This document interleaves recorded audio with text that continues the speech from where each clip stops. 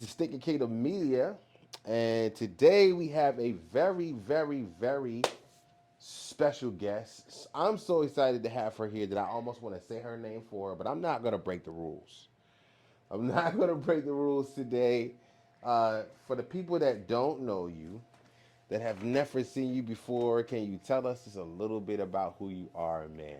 I sure can. Well, hello. My name is Aisla Jean Boyd, and I am a recent author. I am a creative. I think really that word right there encompasses everything. Yeah, Like, if it needs to be created, then I want to be a part of it. you're here for it. Mm-hmm. You're here for it. Well, I recently got a chance to partner with you and team up with you on a project, and it was super dope. And I met you some time ago doing some B2B stuff, Mm-hmm. right? And I think you were the first person that I've directly done B2B with in my business. And I just want to thank you for your professionalism and just your passion and just your straight up. You're going to take all these words of affirmation right now, all right? I'm going. Okay. Okay. Let's go. You We got got to this. Thank you. all right, just your professionalism, your passion, your care for your clients and for the work that you're doing, be it in your personal business or whether it be for a company. You just exude the same personality and the same personhood, and you're consistent, right? And you're not a yes person. You're very, very, very particular about your opinion because you value it. And I appreciate that about you, and I want you to continue to do that, be that, and grow in the space that you're in further into the future in your endeavors and going forward for sure. I appreciate that. I'm gonna need the audio. Yeah, We're gonna play some repeats. you're gonna put it on Yes. repeat. Mm-hmm. You're gonna put it. I got you. Yeah, I appreciate that. I got you. Well. First of all, you're here today because of your recent um, published author. This is your first time writing a book. It is. How does that It feel? How does that feel? it is wild. So let me tell you, because I as a child I love to read. Like Yeah, I love the whole experience of the book, and like book people, like we're a little different. y'all are a little So different. like it's not just words on pages. It's and as a child, of course, like you have like the illustrated books and things of that nature, and so it's like the care that's taken in the pictures that are being put with everything, and being able to, and then when you get a little older and you start reading like the chapter books and things like that, where your imagination can go with everything. So I took so much care Yeah. in it. Like I'm a creative and slightly a perfectionist, and my how when you go on a job interview, it's like what's your worst traits or whatever, Right. and mine is I I want to do so much. I'm like, ooh, that's a lot, and I'm gonna have to do it. But with this book, I did the lot. You did a lot. I did the lot, and when that thing came, and I was able to touch it and feel it and put it in my hands, Yeah. I was like, I did it. You did it. You did it. It's a monumental task, just administratively, right? I know that, and I'm not an author. I probably I know there's a few books in me, right? But I Okay. just the administratively what it takes, the attention to detail, it's tremendous.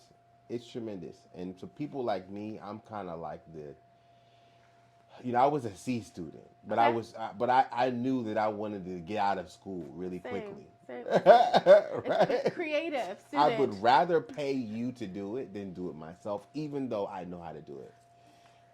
Listen. So it's a lot. It's a lot. So what's the name of your book? Mhm. And can you just give us a bit of the backstory? Make us excited. Make us want to buy this for our kid. That sounds Right. good. So the title of the book is called Lael Learns About a Father's Love. And my backstory, because I definitely feel like anything really good is a part of you. My story was when I started to kind of really get into. I always had a relationship with God, but I didn't understand that, I'll love you no matter what situation, that unconditional love. That was foreign to me. And what I had to understand was the Lord loving as a father and like as an unconditionally loving parent. Yeah. And so that took me going into the Word and understanding who the Lord called me to be and things of that nature, and saying biblical affirmations and things of that nature. And I was like, it would have been great if I had this as a child, if I knew a little bit about this Come earlier. on. I may have not understood everything, but I understand. I love you. I understand, the fact that I was built with love, power, and self discipline. Mm-hmm. That would have been helpful. And so I was like, how can I put this in a way that maybe a child would understand? And it's slightly a caveat to that, but Lael learns is about a 10-year-old little girl who takes us through this journey about her or how her earthly father loves her. And then in turn, it's kind of like this aha moment where she discovers, because in the book, every other page are those Bible verses, those biblical affirmations. Yeah. But she's like, God loves me like this as well. And it's all like put very well together. Like I told you, I did the lot with this one. So I was very intentional. And the caveat to it, because my concern was, well, how about that little girl who hasn't experienced that fatherly love? Mm-hmm. What could she compare this to? And it's definitely an open space for conversation, for that parent child conversation to happen. Right. So I'm very excited about it. And speaking of that, there'll actually be a parent guidebook with the book, but that's in a little bit. I'm not Yeah. gonna do too much. Well, Asa, are you aware how needed this story is? Like, it resonates. It really does, and I hope you know how much it matters. Um, and I am asking you about the book because that's important. But the ministry that you have, that just permeates throughout your life in ways that I can't um, celebrate enough on this side of glory. Can you just tell us what is on your heart? What is God saying to you right now? That first space was community. I think the Lord definitely knows me, and He knows He has to. I'm still a baby. He has to like feed me with the little spoon. Yeah. So the first space was community. That I was called to create community. I love people. I love honestly. I love like literally. I love being within a community. I love laughing and talking. I love just that space of like the communication and getting to know you. I don't care what your story is. I want to hear it. I'm just so fascinated with the people. I'll ask you, how are you? But I really want to know like deep down. Don't give me that like, oh, I'm good. No, we gonna get deep. And I'ma like, hug you and all this other stuff. And we're gonna, be good to go. But that first space that the Lord had for me was community. And I was like, okay, cool. I'm called to create community. And then He was like, you're called to create community for women. And I was like, okay, great. And then the space was, but I'm gonna need you to start here. I'm going to need you to start with my babies. I'm going to need you to go, I'm going to need you to go back and address the spaces that you didn't understand how I loved you because you didn't understand how your father loved you. And I'm going to need you to go through that difficult time and space and season and try to figure out what you needed. Because again, if I were able to get some of the things that I am prayerfully putting in this book and prayerfully going to provide to these young ladies, if I am able to do that effectively, I'm going to change this world. Yeah. And correction, I'm not going to change this world. The Lord is going to change this world through me, and I'm okay with that. Yeah. I am okay with that. Yeah.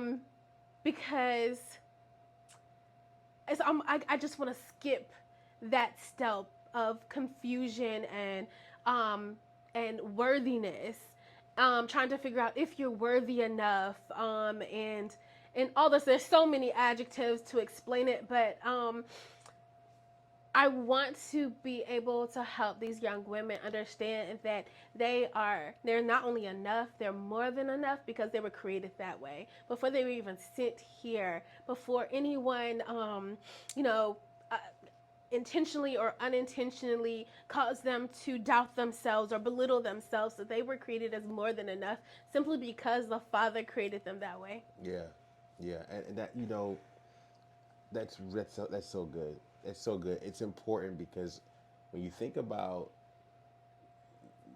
someone like me, I have a son. He's 15 years old, and all I've ever done his whole life was affirm him. Mm. You know what I mean?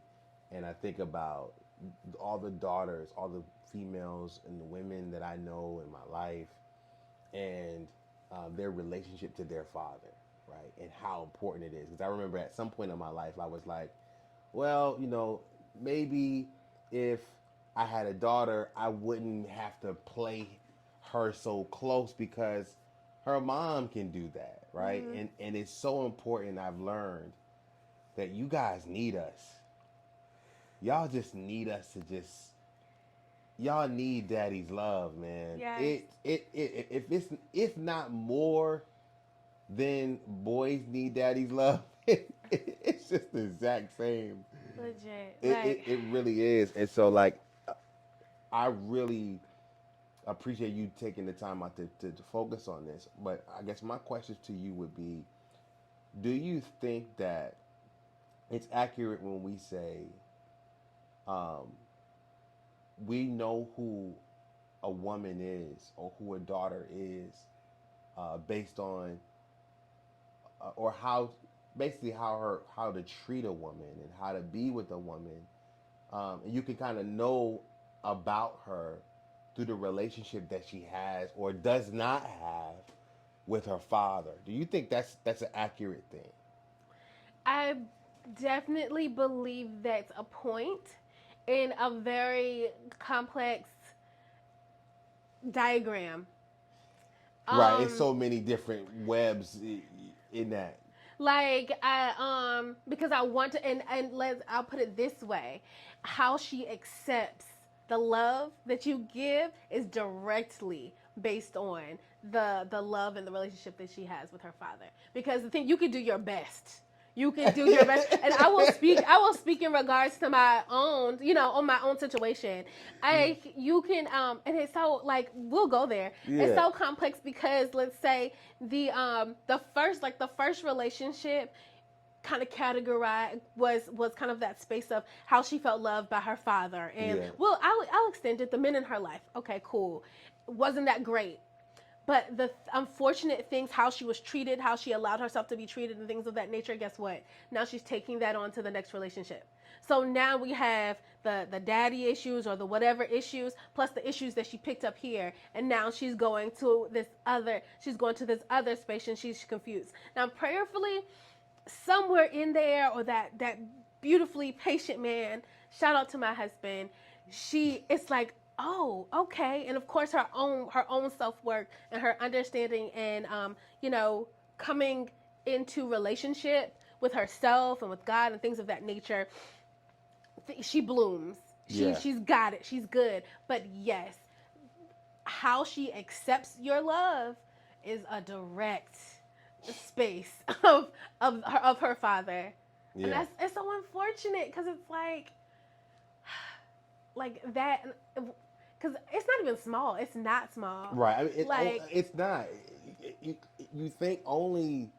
My thought has been the only answer is God. God is the only answer to that problem. And I think I spent so many years, because my wife and I have been married 15 years, mm-hmm, and I had to learn, okay, I'm being processed out, right? mm-hmm, By default, it's not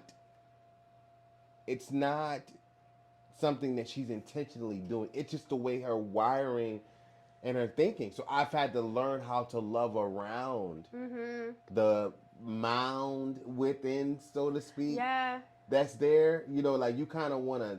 It's like a tree that got cut down and it's a stump there, and you Mhm. just keep, and it's almost like you're gonna Yeah. have to dig that thing out. That's it.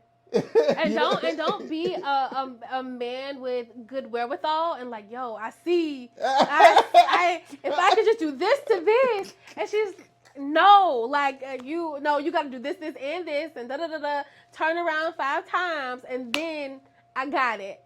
And so listen, I thank God for a patient man. Ooh, Yeah. I thank you for the She, patient man out there because she said, my wife said, you have the patience of Jesus. I it's said, I do not.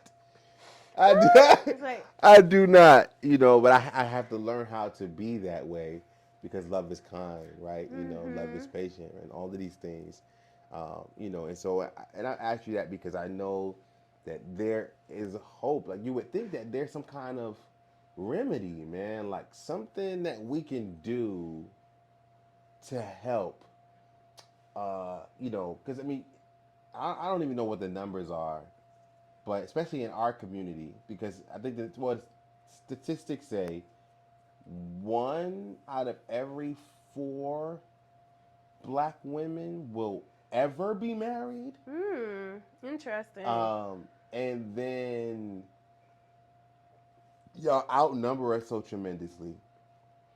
Then we're not marrying you, and then we're impregnating your daughters, right? And then there's this cycle of brokenness, Mhm. which is why I feel like this is very necessary. What you're doing with this book, Yeah, it's a yeah, bit like because this stuff is going to go on and on and on and on. yeah. Like, if I could share with you, not Yeah, necessarily my master plan, but the yeah, thought, like, if this happens like once in my lifetime, I'm like, wow. It's the fact of so.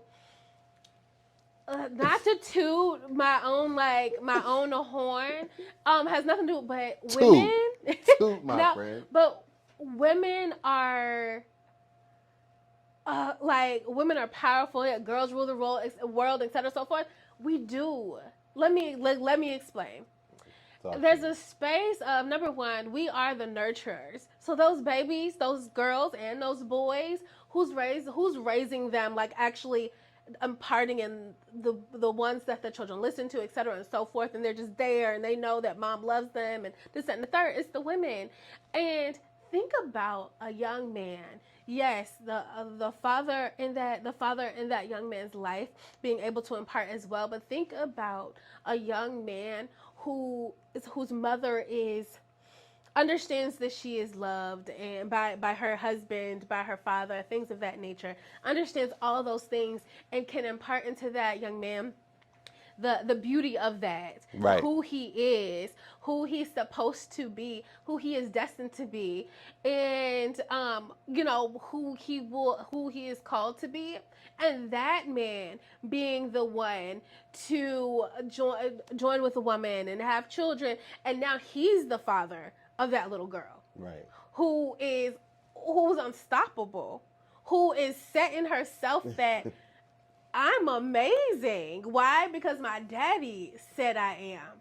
Right. And of course we can say that both ways because my father says that I am. Yeah. And that's the young woman who grows up and has her children and this, that, and the third. She understands not necessarily I say this lightly, but in regards to how to, and I don't feel she will, how can I put it? Not necessarily pick her husband, but more so her, she understands the man that she would like to be with, Right. and the mental and everything space that she would like him to be with, so that they can both raise these children who have the wherewithal to know what they want to put into the world, what peace they want to bring to the world, Yeah. what power and spaces they want to bring into the world. Again, that's why I kind of feel like it starts with the women in a way. It starts with the little girls who are nurtured and loved and cared for how they should be. And I think it's yes, there's a space for the mother, but again, like you said, that space of a father imparting those things to you, because that's who they're going to be, that's who they're going to be looking for in regards to, like, ooh, you can't talk to me no way because my daddy didn't talk to me no way. Yeah. Like, I have a standard set. And Yeah. so having that from the father, Yeah. reading what the father says who you are, It's the only answer, that's man. an unstoppable woman. It is. She is. And I want to ask you this because I think in today's time, modern women, as they say, and I think we've been doing this since World War, whatever it was, when you all started working in the factories. Mm-hmm. This strong, independent black woman Mm-hmm. thing, right? And I Yeah. don't even want to make it black, right? Like let's talk about the strength and independence of women, right? Mm-hmm. And how that feels to you and what your outlook is, because for you, you're one of the four black women who actually ended up having a husband, right? But you weren't always married, right? So Yeah. what's your feeling or even thought process on the strength and independence of women in your own community and women in general? I feel like we have to be who we have to be. A lot of just in general, a lot of women don't want to have to be, because it's more so a survival. A Ooh. lot of us, and I'm gonna speak for myself because I don't want to talk out of turn for Any anyone. any any group of people. Yes. Um Unfortunately, we had to do what we had to do to survive, and that is one thing that a woman will do. They will take care of the situation. They will make sure, because think about it, if you look at, I mean, we can go as deep as the animal kingdom. The woman is going to make sure them kids are okay. She's gonna do the things to make sure that they're survival. If you look at a beautiful home structure, like the woman in that home, she's multiplying whatever is brought into that home. She's multiplying it. The kids are gonna be taken care of. That's in the third, even more so. And not to say that it's not on like every father or man's mind. Kind of like the thing, but it's, I don't know why, but it's first thing on ours. Yeah. We could be in a home and it's not our kids, and we like, okay, where the kids at? They good? That is in the third. And because we that, I don't know, it's that preservation space, or that we literally birth into the world the people, Yeah. but we got to make sure the people are good. Make sure that, so if we have to go into the office and work a 9 to 5, 40 hours a week, 40 plus hours a week, to make sure that the people are okay, then that's what we're going to do. Yeah.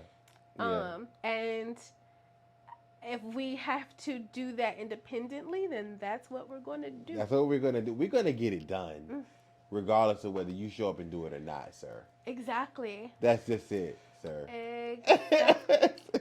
So, just to transition Mhm. from that, the story of this work that you've done, is I think about it and I automatically think through how you think through everybody else's work that you do, and the marketing and the storytelling that you're doing, with this. Mhm. uh, can you talk to us about, um, what you would like us to do, and then I'll follow up with that question, with what you would like us to know about where you are and what you're doing right now with this book. What's the first question? Is what do you want? We like you, Asa. We we wanna support. How can we immediately support Asa Boyd right now? I love it. So the book Leo Learns is on Amazon. I just found out all you have to do is search my name in Amazon, Asa Boyd, and it pops up, which is awesome. So it can definitely be purchased on Amazon. And I think for the individual who are like, yo, I don't have any kids, that's, I'm good on it. By all means, number one, if you have a bookcase, purchase it, support, pop it on the bookcase. If you have nieces, children in your life, if there's a school in your area, purchase the book, drop it off, gift it, what have you. I think that the message of the book needs to be, and that's not just because I wrote it. Because you wrote it. Like I literally said that I believe that this, like, if an empowered woman could change the world. Yeah. So imagine what an empowered 7 to 11-year-old could do if that's how she starts off. I chose the age range 7 because that's when things start getting interesting. Yeah. That's when, Especially for little girls. Yeah. that's when people are like, oh, you're different, or da da da and the third. That's when things start happening. Yeah. And so being able to kind of impart these beautiful affirmations and biblical declarations and things of that nature, because look, the mamas are doing it and the daddies are doing it and everything like that. Give the babies these affirmations and things of that nature too, because it works. What I believe in regards to and I call them biblical declarations because they are Bible based. They're not. I definitely believe that it is very important what you say over yourself.